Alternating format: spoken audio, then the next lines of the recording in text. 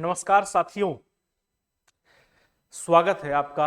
मैं डीसी मिश्रा, आपका reasoning educator, स्वागत करता हूं आप लोगों का रीजनिंग एक्सप्रेस यूट्यूब चैनल पर। आप सब लोगों का स्वागत है। क्लास चल रही है एसएससी जीडी की परीक्षा के लिए। 4 फरवरी से पेपर स्टार्ट है और प्रैक्टिस सेट 6 में आप सबका है स्वागत। उम्मीद कर रहे हैं कि तैयारी चल रही होगी। और ये भी उम्मीद कर रहे हैं कि मेरी ये उम्मीद सही है, पॉजिटिव है। आप अच्छे से तैयारी कर रहे होंगे एसएससी जीडी की परीक्षा को लेकर के, क्योंकि वैकेंसीज अच्छी हैं और चांसेस हैं आपके पास इस परीक्षा में सम्मिलित होकर के एक अच्छी सरकारी नौकरी पाने का।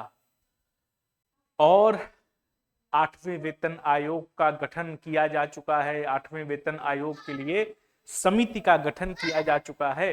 तो जब 8वां वेतन आयोग लग जाएगा तो ऐसी संभावना है कि जो मूल वेतन है उस मूल वेतन में 180% की लगभग बढ़ोतरी हो जाएगी। समझ रहे हैं? तो समझ रहे हैं यदि तो तैयारी अच्छे से करिए। सरकारी नौकरियां बहुत लाइन से लगी हुई हैं इस समय। एसएससी जीडी की परीक्षा, एफसीआई की वैकेंसीज, रेलवे ग्रुप डी की वैकेंसीज, रेलवे एनटीपीसी की वैकेंसीज, बैंकिंग की वैकेंसीज ऑलरेडी हैं ही आपके सामने। तो ये आरओआरओ की परीक्षा, ठीक है, तो ये वैकेंसीज लाइन से लगी हुई हैं। इनको बिल्कुल भी जाया मत जाने देना और इन तमाम सारी वैकेंसीज में कम से कम एक सीट अपने लिए रिजर्व कर लेना। ठीक, तो आइए शुरू करते हैं बिना किसी देरी के। एसएससी जीडी की परीक्षा के लिए रीजनिंग का practice set reasoning express YouTube channel पर। ठीक, पहला क्वेश्चन क्या कह रहा है? कहता है गणितीय चिन्हों के उस सही संयोजन का चयन करें जिसमें दिए गए समीकरण में स्टार चिन्हों के स्थान पर क्रमिक रूप से रखे जाने वाले समीकरण को संतुलित किया जा सके। यानी ये एक इक्वेशन हमको दी गई है। इस इक्वेशन में क्या करना है? बीच बीच में ये देखो स्टार नजर आ रहे हैं, इन स्टार्स को बदलना है। किससे? ऑप्शंस में दिए गए सिंबल से बदलना है। और बदल करके हमको क्या करना है? LHS is equal to RHS, यानी इस समीकरण को बैलेंस करना है। तो आओ जरा रख करके देखें। ऑप्शन चेकिंग का क्वेश्चन है। 11 + 7 इंटू 345 भागित 5, तो 345 भागित 5 तो सही लिखा हुआ है। 5 छक्का 30 कर देंगे और 5 नवा 45, तो 59 आ जाएगा। और 59 में यदि 7 का गुणा करेंगे तो संख्या बहुत ज्यादा पहुंचेगी। पहुंचना 115 पर है, ये पॉसिबल नहीं है। यहां पर आते हैं, मल्टीप्लाई करेंगे। ठीक है, कर दिया मल्टीप्लाई। ठीक, प्लस करेंगे, प्लस कर दिया। डिवाइड करेंगे, डिवाइड कर दिया और माइनस कर दिया। इसके बनने के चांसेस हैं। आओ जरा चेक करते हैं। 11 इंटू 7 प्लस 345 बटे 5 माइनस का 31, 5 छक्का 30 और 5 नवा 45। 11 सत्ते कितना होता है? 77 प्लस 69 में से 31 गया, 9 में से 1 गया 8 और 68 में से 30 गया, तो कितना बच गया? 38। बचा कि नहीं बचा? 7 3 10, 8 7 15 बराबर करने पर कितना आएगा? 115 आ जाएगा। यानी ऑप्शन नंबर बी से ये इक्वेशन बैलेंस हो जाएगी। तो ऑप्शन नंबर बी ही हमारे प्रश्न का एकमात्र उत्तर हो जाएगा। ठीक, आओ अगला क्वेश्चन देखा जाए। नीचे 5 आकृतियां दी गई हैं, 1 2 3 4 और 5। नीचे ये 5 आकृतियां दी गई हैं और कहता है इनमें से 4 किसी एक प्रकार से समान हैं। इन 4 आकृतियों में से 5 आकृतियों में से 4 समान हैं। तो कहता है एक अलग है, उस असंगत यानी अलग आकृति का चयन करें। आओ जरा पैटर्न पकड़ते हैं कि कौन सी आकृति इसमें से अलग है। कमल का फूल यहां भी बना दिया है, यहां भी बना दिया है, ये भी आकृति अलग है, ये भी अलग है, ये भी अलग है। तो फिर अलग किसको बनाया जाए, किसको पकड़ा जाए?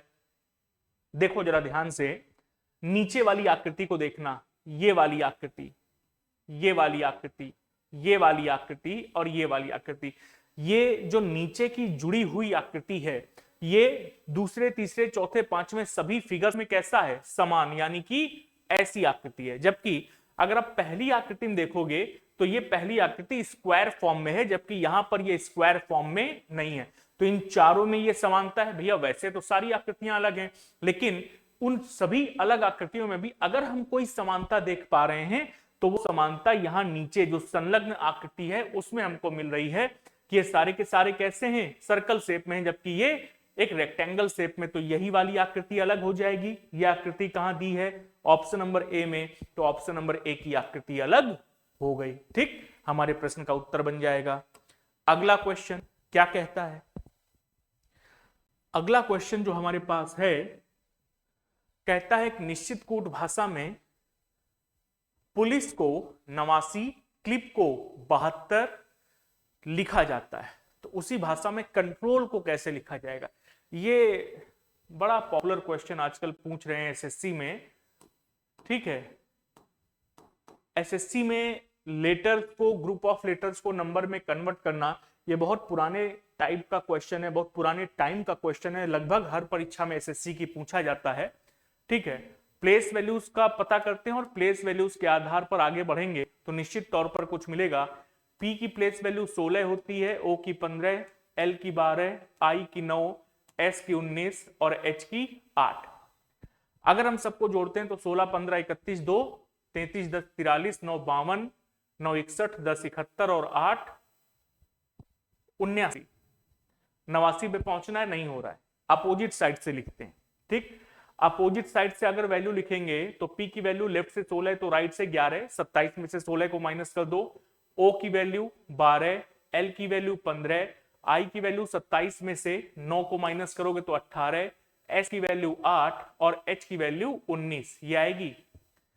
भैया इनको जरा जोड़ के देख लेते हैं। 11, 12, 23, 5, 28, 10, 38, 8, 46, 10, 48, 8, 56, 10, 66 और 9, 74 और 9 कितना हो गया, 83, और पहुंचना है 89 पर। और पुलिस में 6 अक्षर हैं, देखो POLISH करके 9 6 अक्षर आ रहे, तो इन सभी को क्या करो, आपस में जोड़ दो, प्लस जितने अक्षर है उनको फिर से जोड़ दो, तो 83 + 6 कितना होता है, 89 होता है कि नहीं होता है।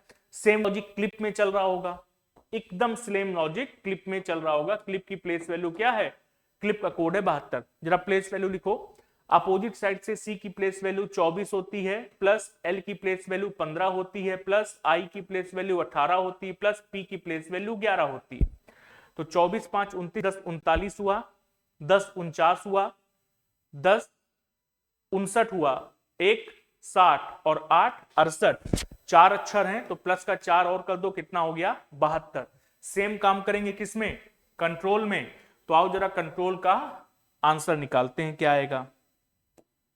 अगर कंट्रोल का आंसर निकालते हैं तो अपोजिट साइड से वैल्यू 24, अपोजिट साइड से वैल्यू 12, प्लस का 12, एन की वैल्यू प्लस का 13, टी की वैल्यू प्लस का 7, आर की वैल्यू प्लस का 9, ओ की वैल्यू प्लस का 12, एल की वैल्यू प्लस का 15। 3, 4, 7, कितने अक्षर हैं, 7, तो प्लस का 7 आखिरी में और होगा। सबको उठा करके यदि जोड़ते हैं तो 24 और 12 36 होता है, 36, 3, 43, सॉरी 36, 3, 39 और 10 कितना होता है, 49, 49 और 7 56, 56 और 9 कितना हो जाएगा, 65, 65, 5, 70, 10, 80, 90, 92, 92 और 7 कितना होता है, 99। Option number D 99 is right answer of this question. ठीक है, एक जो पैटर्न मैंने देखा है, सीजीएल मेंस की परीक्षा के लिए भी जो क्लास चल रही थी, तो सीजीएल मेंस की परीक्षा में भी इस तरह का क्वेश्चन जरूर पूछा जा रहा है, जहां पर अपोजिट साइड से प्लेस वैल्यूज का खेल चल रहा है। ठीक, अपोजिट साइड से प्लेस वैल्यूज को उठा रहे हैं और उसमें जितने नंबर ऑफ लेटर्स होते हैं उनको ऐड करके प्रश्न का उत्तर या कोड निकाला जा रहा है। ठीक, तो एसएससी जीडी में भी एक क्वेश्चन मिल गया हम लोगों को। अगला क्वेश्चन समझते हैं भैया, कथन और अनुमान, स्टेटमेंट और अजम्पशन का क्वेश्चन। आइए पढ़ते हैं क्या कह रहा है। कथन दिया गया है, टीम एक्स और टीम वाई के बीच एक फुटबॉल मैच में टीम वाई द्वारा किए गए गोलों की कुल संख्या 5 थी। टीम एक्स और टीम वाई के बीच एक फुटबॉल मैच खेला जा रहा है और उस फुटबॉल मैच में कहता है कि टीम वाई द्वारा किए गए गोलों की कुल संख्या 5 थी, जिनमें से 3 गोल बाएं पैर वाले खिलाड़ी द्वारा किए गए थे। जिनमें से 3 गोल बाएं पैर वाले खिलाड़ी द्वारा किए गए थे। ठीक, ऐसा उसने बोला है। अब इस स्टेटमेंट के लिए हमारे पास 2 अजम्पशन है। पहला है बाएं पैर वाला खिलाड़ी गोल करने में माहिर था, फिर है टीम वाई के 60% खिलाड़ी बाएं पैर वाले हैं। ठीक, जरा एक बार स्टेटमेंट को और पढ़ते हैं तो क्लियर होगा। टीम एक्स और टीम वाई के बीच एक फुटबॉल मैच में टीम वाई द्वारा किए गए कुल गोलों की संख्या 5 थी और 5 में से 3 गोल बाएं पैर वाले खिलाड़ी द्वारा किए गए थे। तो जिस भी व्यक्ति ने स्टेटमेंट दिया उसने क्या सोच करके स्टेटमेंट दिया होगा? पहला अजम्पशन, बायां पैर वाला खिलाड़ी गोल करने में माहिर था। क्या इस अजम्पशन को सही कर सकते हैं? नहीं। अजम्पशन कह रहा है, स्टेटमेंट है कि 3 गोल किसने किए? बाएं पैर वाले खिलाड़ी ने। 5 में से 3 गोल बाएं पैर वाले खिलाड़ी ने किए और अजम्पशन कह रहा है कि बाएं पैर वाला खिलाड़ी गोल करने में माहिर था। ये तो इत्तेफाक हो सकता है ना, ये इत्तेफाक हो सकता है। अब मान लीजिए जैसे क्रिकेट टीम है, अब क्रिकेट टीम में 4 बल्लेबाज लेफ्टी हैं, लेफ्ट हैंड बल्लेबाज हैं और बाकी के 7 बल्लेबाज राइट बल्लेबाज हैं। ठीक, अब उसमें से यह कहा जाए कि एक मैच हुआ और उस मैच में जितने भी राइट हैंडेड बल्लेबाज थे वो फ्लॉप हो गए, केवल लेफ्ट हैंडेड बल्लेबाजों ने अच्छा खेल दिखाया, अच्छे रन बनाए, तो क्या कहा जाएगा कि जो लेफ्ट हैंडेड बल्लेबाज हैं वो अच्छा खेल दिखाने में माहिर हैं, राइट हैंडेड बल्लेबाज अच्छा खेल दिखाने में माहिर नहीं है? कैसा बोल सकते हैं? नहीं। उस दिन वो इत्तेफाक भी हो सकता है कि राइट हैंड के बल्लेबाज नहीं चले, लेफ्ट हैंड के बल्लेबाज चल गए। ठीक, कभी ऐसा भी होगा कि लेफ्ट हैंड का एक बल्लेबाज नहीं चलेगा, राइट हैंड के बल्लेबाज चलेंगे। तो एक पर्टिकुलर मैच में यदि ऐसा हुआ है कि 3 गोल बाएं पैर वाले खिलाड़ी ने किए, तो हम ऐसा बोल दें कि बाएं पैर वाला वो खिलाड़ी गोल करने में माहिर था, ये सही नहीं होगा, उचित नहीं होगा, ये महज इत्तेफाक भी हो सकता है। तो पहला अजम्पशन गलत है। फिर कहता है कि टीम वाई के 60% खिलाड़ी बाएं पैर वाले हैं। भैया उसने एक पर्टिकुलर मैच की बात की है और जिसमें से 3 गोल बाएं पैर वाले खिलाड़ी द्वारा किए गए, खिलाड़ियों द्वारा नहीं, खिलाड़ी द्वारा किए गए, यानी एक ही खिलाड़ी के द्वारा 3 गोल किए गए हैं। तो टीम के 60% खिलाड़ी बाएं पैर वाले, ऐसा भी नहीं बोल सकते ना, बिल्कुल भी। ये भी अजम्पशन गलत है। तो प्रश्न का उत्तर क्या आएगा? सी। ना तो पहला अजम्पशन सही और ना ही दूसरा अजम्पशन सही है। ठीक, अगला क्वेश्चन सिलोगिज्म का क्वेश्चन है। क्या कह रहा है क्वेश्चन में? कहता है कुछ चूड़ियां कंगन हैं, सभी चेन अंगूठियां हैं और कुछ कंगन चेन हैं और उनके लिए हमसे निष्कर्ष जानना चाहता है। आओ जरा बनाते हैं। कुछ चूड़ियां क्या हैं? कंगन। ठीक है, तो कुछ चूड़ियों को कंगन बना दिया, कुछ चूड़ियां कंगन हैं। ठीक, फिर कहता है कुछ कंगन चेन है, तो कुछ कंगन को क्या बना दिया? चेन बना दिया। और कहता है सभी चेन अंगूठियां हैं, तो जितनी भी चेन हैं सारी की सारी अंगूठियां हैं। ठीक, ये बन गया फिगर। अब इस फिगर के लिए पहला कंक्लूजन क्या है? पहला कंक्लूजन है कुछ चूड़ियां अंगूठियां हैं। कुछ चूड़ियां क्या है? अंगूठियां। तो देखो ये चूड़ी वाला सर्कल है, ये अंगूठी वाला सर्कल है। क्या चूड़ी और अंगूठी के बीच में फिगर में कोई भी डायरेक्ट रिलेशन नजर आ रहा है क्या? बिल्कुल नजर नहीं आ रहा। नहीं नजर आ रहा है तो कुछ चूड़ियां अंगूठियां हैं, कैसा केस हो जाएगा? डाउटफुल केस हो जाएगा। ठीक, फिर कहता है कुछ चेन चूड़ियां हैं। कुछ चेन क्या है? चूड़ियां। अगेन ये चूड़ियों वाला सर्कल है, ये चेन वाला सर्कल है।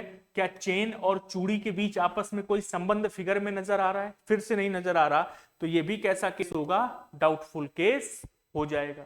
ठीक, फिर क्या कह रहा है? कहता है कुछ अंगूठियां कंगन हैं।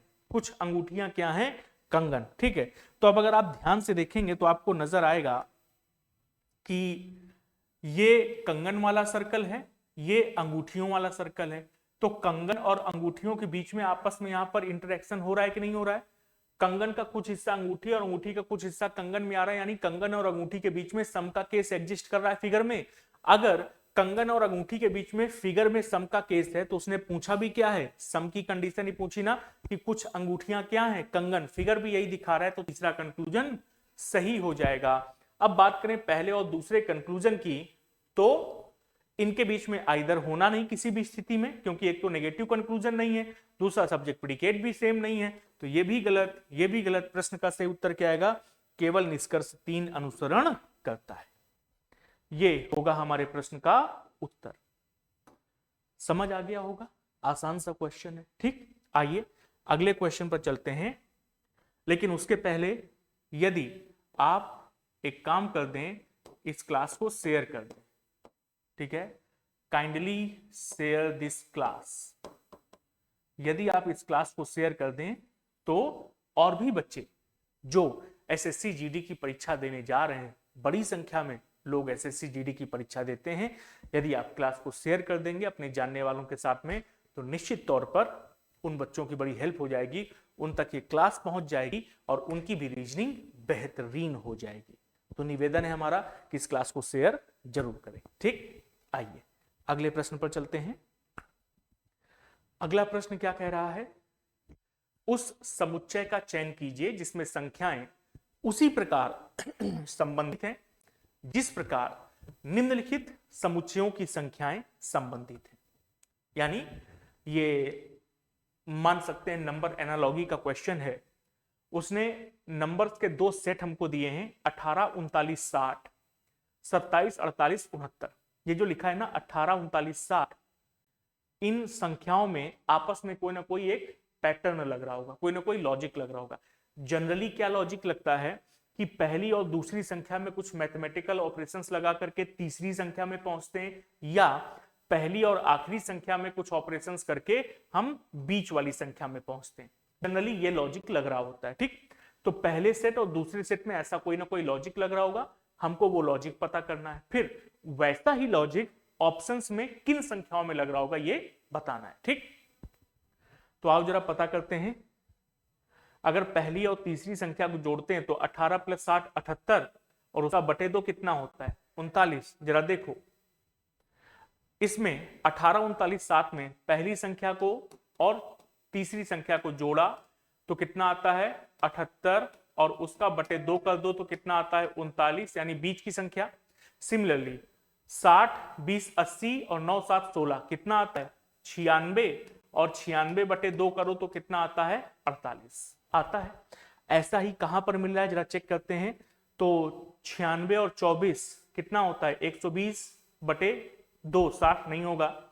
7, 3, 10 और 7, 5, 12, 156, 112, 112 बटे 2 कितना होता है? 56 होता है, मिल रहा है। यानी ऑप्शन नंबर बी हमारे इस प्रश्न का उत्तर हो जाएगा। ठीक, आओ भाई अगला क्वेश्चन पकड़ा जाए। अगला क्वेश्चन है, आओ मिरर इमेज का क्वेश्चन है, EDT589GHI, capital letter, small letters और नंबर, सही दर्पण प्रतिबिंब क्या होगा? IHG985TD, पहला वाला ही सही नजर आ रहा है। ठीक, बाकी सब गलत होंगे। 9 एज इट इज नहीं रखा, यहां पर गलत कर दिया।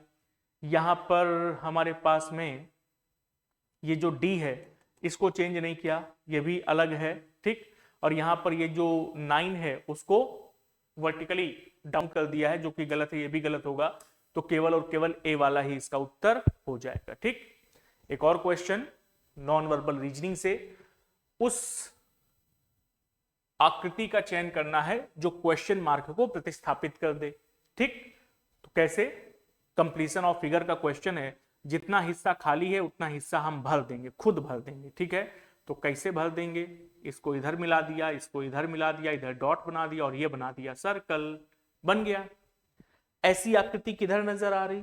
केवल और केवल डी में, तो ये डी हमारे प्रश्न का उत्तर हो जाएगा, है कि नहीं? डी क्या हो जाएगा? हमारे प्रश्न का उत्तर हो जाएगा। ठीक, आओ अगला क्वेश्चन, एक और क्वेश्चन मैथमेटिकल ऑपरेशंस से। प्लस का अर्थ माइनस है, माइनस का अर्थ गुणा, गुणे का अर्थ भाग है और भाग का अर्थ प्लस। तो निम्नलिखित व्यंजक का मान क्या होगा? ये व्यंजक इक्वेशन का मान क्या होगा जानना चाहता है। आओ जरा सॉल्व करते हैं। 3 भाग का अर्थ क्या है? भाग का अर्थ है प्लस, तो प्लस का 6 हो गया, प्लस का अर्थ माइनस है तो माइनस का 3 हो गया, माइनस का अर्थ गुणा है तो गुणा 4 हो गया, और गुणे का अर्थ भाग है तो भागित 4 हो गया। ये बच गया, 3 से 3 गया तो बचा कितना, 6। बड़ा आसान क्वेश्चन हो गया, 6 ही हमारे प्रश्न का उत्तर आ जाएगा। ठीक, प्रश्न संख्या 10। 7 व्यक्ति एक वृत्ताकार खाने की मेज के परितः केंद्र की ओर अभिमुख होकर के बैठे। ठीक है, तो हमारे पास एक सर्कल है, इस सर्कल में 7 लोग बैठे हैं, सबके सब केंद्र की ओर देख रहे हैं, केंद्र की ओर अभिमुख होकर के बैठे हैं। पहली कंडीशन है एस वाई के ठीक बाएं तथा आर के दाईं ओर तीसरे स्थान पर बैठा है। यहीं से शुरू कर लेते हैं। ठीक है, एस कहां पर बैठा है, वाई के ठीक बाएं तथा, यानी एस आर के दाईं ओर तीसरे स्थान पर है, तो पहले अरेंज किया आर को। ठीक, आर के दाईं ओर तीसरे स्थान पर कौन है, तो आर के दाईं ओर तीसरे स्थान पर एस है। ठीक, तो पहला, दूसरा, तीसरा, आर के दाईं ओर तीसरे स्थान पर कौन आ गया, एस आ गया। कहता है एस वाई के ठीक बाएं बैठा है। अगर एस की पोजीशन हमको पता है और एस वाई के ठीक बाएं है, तो वाई कहां होगा, एस के ठीक दाएं। तो एस के ठीक दाएं यहां पर किसको बना दिया, वाई को। जैसे ही वाई को बनाए तो देखो वाई के इमीडिएट लेफ्ट में एस आ गया कि नहीं आ गया। ठीक, 3 2 5 लोग हो गए, छठा और 7वां व्यक्ति यहां पर होगा। ठीक, आगे बढ़ते हैं। कहता है आर ए के ठीक बाएं तथा पी के दाएं बैठा है। आर कहां बैठा है, ए के ठीक बाएं। तो अगर आर ए के ठीक बाएं है तो ए कहां होगा, आर के ठीक दाएं। यहां पर ए आ गया तो ए के ठीक बाएं आर आ गया, और पी के ठीक दाएं बैठा है तो यहां पर पी आ गया, पी के ठीक दाएं आर है। कहता है ए डी के ठीक बाएं बैठा है। ए कहां बैठा है, ए बैठा है डी के ठीक बाएं, तो यहां पर कौन आ गया, डी, और अब यहां पर कौन आ जाएगा, क्यू आ जाएगा। ठीक, ये तो बन गया फिगर। पूछा क्या, कहता है यदि डी वाई के साथ और पी क्यू के साथ अपना स्थान बदल ले, डी किसके साथ, वाई के साथ, और पी क्यू के साथ अपना स्थान बदल ले, तो डी के ठीक दाएं कौन बैठा होगा। स्थान बदलने के लिए कह रहा, किसका, ये जो डी है ये कहां पर आ जाए, वाई के स्थान पर, और ये जो वाई है ये कहां पर आ जाए, ये डी के स्थान पर आ जाए। यानी अब डी यहां पर नहीं रह गया, वाई यहां पर नहीं रह गया। ठीक, इसी तरह से कहता है पी और क्यू भी अपने स्थान बदल लें, तो यहां पर कौन आ जाए, क्यू, और यहां पर कौन आ जाए, पी।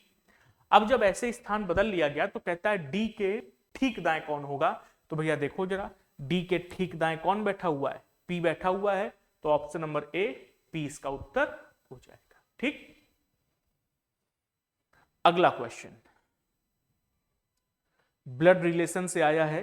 अगला क्वेश्चन कोडेड ब्लड रिलेशन, ये क्वेश्चन भी बहुत पूछ रहा है एसएससी की परीक्षा में, और इसी टाइप का इसका सेकंड वाला टाइप पूछे कोडेड का, जिसमें स्टेटमेंट देकर के इक्वेशन पूछता है, तो और मजा आए थोड़ा।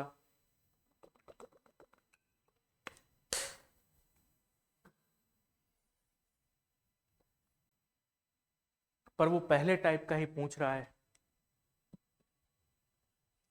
आइए फिगर बनाते हैं, फैमिली ट्री, और फैमिली ट्री बना करके क्वेश्चन को सॉल्व करते हैं। ठीक, क्या कह रहा है भैया फैमिली ट्री बनाने में, तो एट द रेट का अर्थ क्या दिया गया है, पुत्री, यानी डी एन की पुत्री है।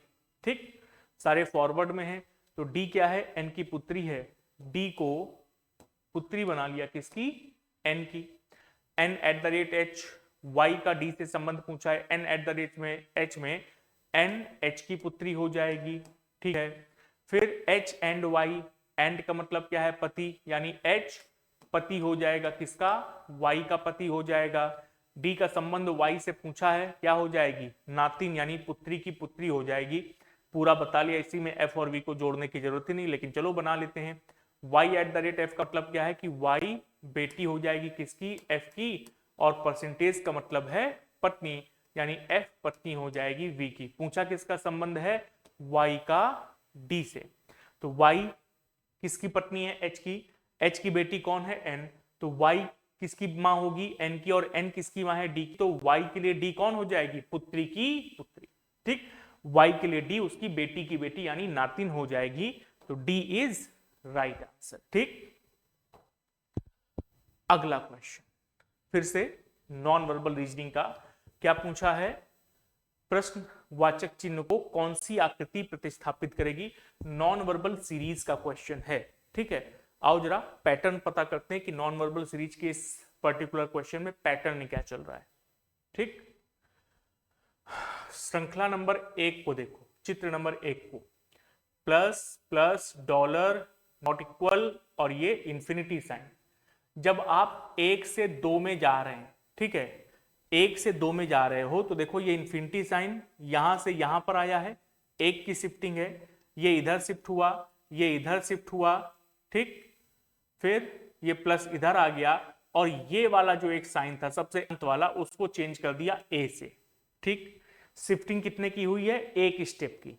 ठीक है, अगर हम 2 से 3 जा रहे हैं, कहां से? 2 से 3, तो ये इंफिनिटी का साइन यहां था। ठीक, यहां से यहां पर आया है, यानी 1 और 2 स्टेप की शिफ्टिंग हुई है और बाकी लोग उसके पीछे पीछे रेल बना के चल रहे हैं। देखो इंफिनिटी के पीछे नॉट इक्वल, फिर डॉलर, फिर ए, और अब ये जो ए वाला साइन था वो पहले आ गया और जो ये वाला साइन था, ये वाला, उसको बदल करके बी में चेंज कर दिया है। ठीक, ठीक है भैया, बहुत बढ़िया। सिमिलरली अगर हम 3 से 4 में जाते हैं तो यहां 2 की शिफ्टिंग हुई है, यहां पर चेक करते हैं कितने की शिफ्टिंग होएगी। तो इंफिनिटी यहां से यहां पर आ गया, यानी 1, 2 और 3 कितने की शिफ्टिंग हुई है? 3 की। तो यहां पर 3 की शिफ्टिंग हुई, पीछे से चलते हुए आए, एबीसी बना दिया। तो अब यहां से अगर यहां जाएंगे तो कितने की शिफ्टिंग होगी? 4 की। ठीक, अगर ये यहां पर है तो 1, 2, 3 और 4, इंफिनिटी यहां पर आना चाहिए। ठीक, और उसके पीछे ए, बी, सी और डी ये यहां पर आने चाहिए। ठीक है, ऐसा कहां दिया हुआ है? ऑप्शन नंबर बी में दिया हुआ है, तो ऑप्शन नंबर बी ही हमारे प्रश्न का उत्तर हो जाएगा।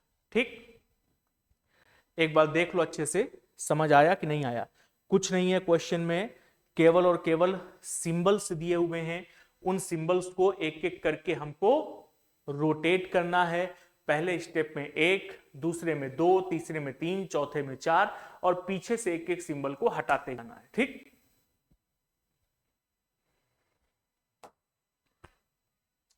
फिर से एक क्वेश्चन ब्लड रिलेशन का और सेम पैटर्न का क्वेश्चन। इक्वेशन दी है, जेड का बी से संबंध बताना है। तो आओ फैमिली ट्री फिर से बना लेते हैं। परसेंटेज का अर्थ क्या है? पत्नी, यानी जेड एक्स की पत्नी हो जाएगी यहां पर। ठीक, हैश का अर्थ भाई, यानी एक्स सी का भाई है। ठीक है, एट द रेट का अर्थ पुत्री, यानी सी वी की बेटी है। सी कौन है? वी की बेटी है, तो सी को वी की बेटी बना दिया। जेड का बी से संबंध पूछ रहा है। एंड का मतलब क्या है? पति, यानी वी पति है। किसका पति है? बी का पति है। ठीक, और एट द रेट का मतलब फिर से पुत्री है, यानी बी बेटी है। किसकी बेटी है? एन की बेटी है। क्या पूछा है संबंध? ये जो जेड है, इस जेड का बी से संबंध क्या होगा? जेड का बी से संबंध। ठीक, तो जरा देखते हैं जेड का बी से क्या संबंध होगा।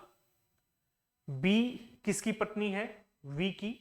बी वी की पत्नी है। वी किसकी मां है? सी की। अगर वी सी की मां है तो सी किसकी बेटी होगी? वी की बेटी होगी। सी किसकी बहन है? एक्स की।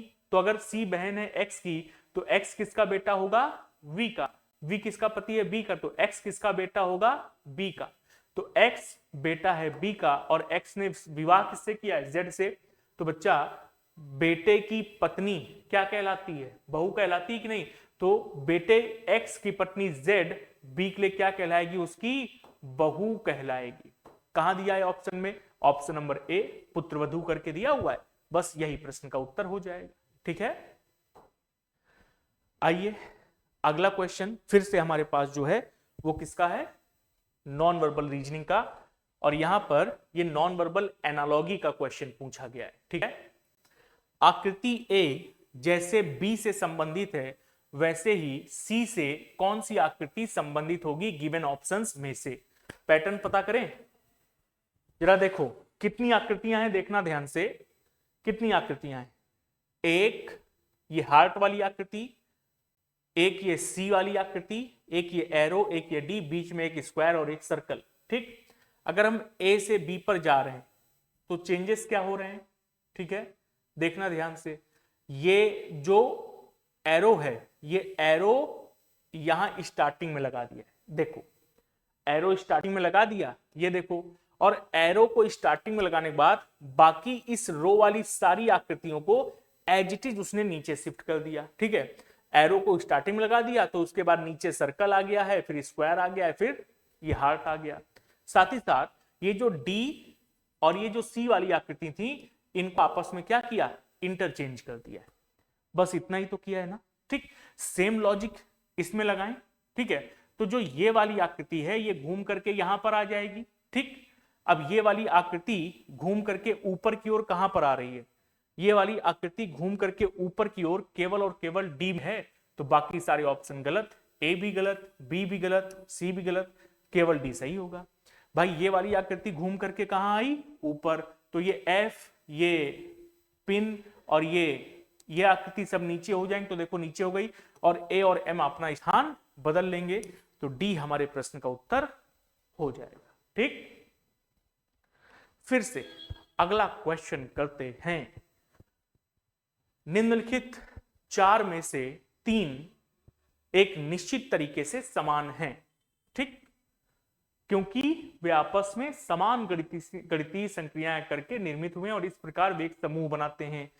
ठीक, विकल्पों में दिए गए त्रिकों में से कौन सा त्रिक उस समूह से संबंधित नहीं है। ठीक, अभी त्रिक रॉन्ग टाइप कर दिया है, खैर। हाँ, 11 का स्क्वायर 121, 7 का 49, 2 का 4, 9 का 81 बिल्कुल सही है। तो अलग क्या निकाला जाए,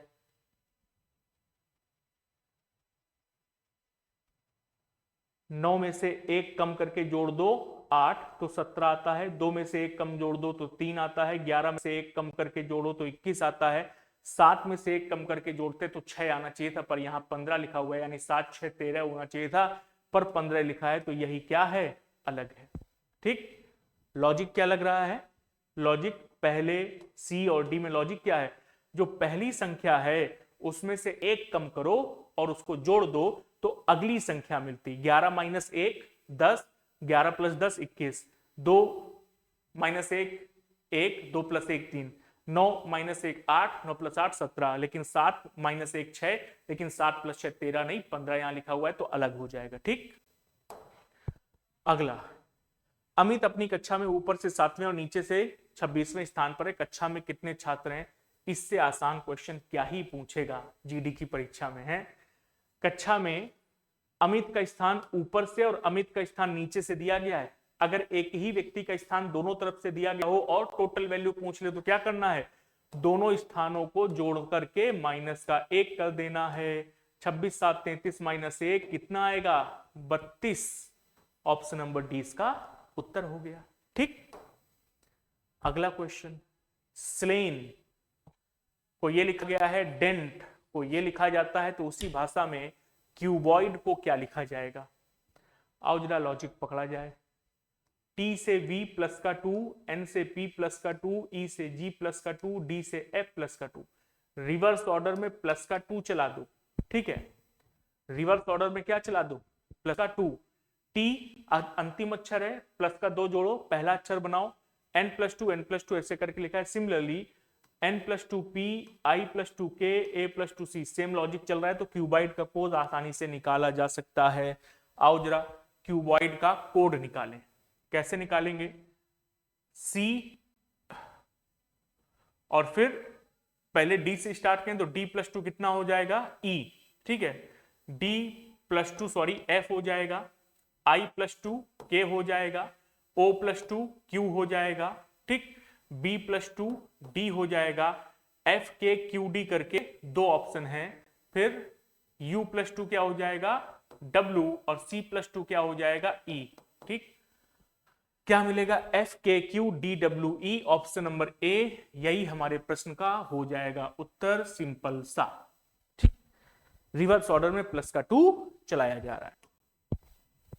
अगला क्वेश्चन, नीचे दी गई जानकारी दिए गए अक्षरों के लिए संख्या कूट दर्शाती है।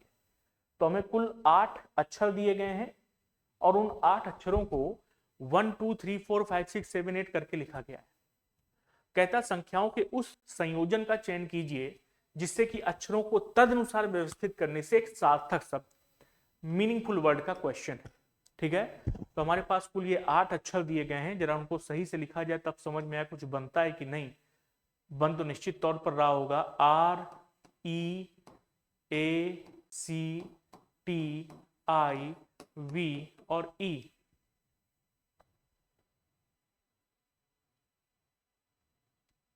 क्रिएटिव बन रहा है कि नहीं, देखो जरा, इस सी को उठा करके पहले ले आए तो क्रिएटिव नामक वर्ड बनता है कि नहीं बनता है। क्रिएटिव, ये जो आखिरी में TIVE उसने लगा करके दिया, इससे आसान हो गया। क्रिएटिव नामक मीनिंगफुल वर्ड बनता है, और यदि क्रिएटिव नामक मीनिंगफुल वर्ड बन रहा है तो यही हमारे प्रश्न का उत्तर हो जाएगा। ठीक, चौथा अक्षर केवल स्टार्टिंग में आ जाएगा और अंत में क्या आना चाहिए, 8। अंत में 8 कहां पर है, केवल और केवल बी में, यही बी हमारे प्रश्न का उत्तर हो जाएगा, क्योंकि अंत में ई है, 8 आना चाहिए, तो 8 केवल बी में है। ठीक, आओ अगला क्वेश्चन, जरा इसका उत्तर बताओ क्या आएगा।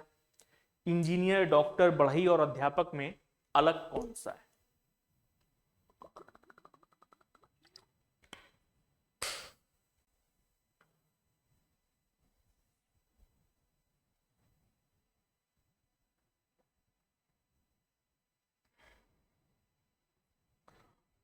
कौन सा शब्द उस समूह से संबंधित नहीं है। इंजीनियर, डॉक्टर, बढ़ई और अध्यापक, किसको अलग किया जाए, बढ़ई को अलग किया जाए। ठीक है, क्योंकि इंजीनियर हर व्यक्ति नहीं हो सकता, डॉक्टर हर व्यक्ति नहीं हो सकता, पढ़ाई करनी पड़ेगी, डिग्री लेनी पड़ेगी। अध्यापक हर व्यक्ति नहीं हो सकता, पढ़ाई करनी पड़ेगी, डिग्री लेनी पड़ेगी। लेकिन बढ़ई बनने के लिए कोई डिग्री नहीं होनी चाहिए। बढ़ई बनने के लिए आपके पास हुनर होना चाहिए, स्किल होना चाहिए, उसके लिए डिग्री की आवश्यकता नहीं पड़ती। ठीक, तो इंजीनियर, डॉक्टर, अध्यापक के लिए किसकी आवश्यकता पड़ती है, डिग्री की आवश्यकता पड़ती है, लेकिन बढ़ई बनने के लिए डिग्री की आवश्यकता नहीं पड़ती। तो यही ऑप्शन नंबर सी क्या हो जाएगा, अलग हो जाएगा। ठीक, आइए अंतिम क्वेश्चन आज के सत्र का क्या कहता है भाई। श्रृंखला नंबर सीरीज का क्वेश्चन है। श्रृंखला स्टार्ट हो रही है 242 से, खत्म हो रही 450 पर, तो मल्टीप्लीकेशन तो चलेगा नहीं, प्लस माइनस में चलेगा कुछ। तो आओ जरा चेक करते हैं क्या चल रहा है भैया। 242 से 288, 42 में कितना जोड़ दें कि 88 हो जाए, प्लस का 46 कर दें। ठीक, यहां पर पता नहीं चल रहा है, यहां पर आओ देखा जाए क्या चल रहा है। 50 उधर और 8 इधर, प्लस का 58,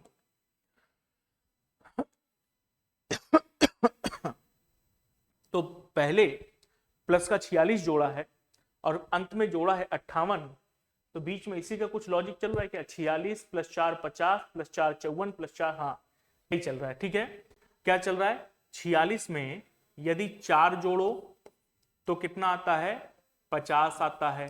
ठीक, 50 में यदि 4 जोड़ो तो कितना आता है, 54 आता है, और 54 में यदि 4 जोड़ो तो कितना आता है, 58 आता है। ये लॉजिक चल रहा है। तो उस लॉजिक के आधार पर यदि 288 में 50 जोड़ते हैं तो कितना आएगा, 8 5 13 यानी 330 और 8 338 आना चाहिए। कहां लिखा है, ऑप्शन नंबर ए में 338 हमारे प्रश्न का उत्तर हो जाएगा। ठीक है, क्लियर।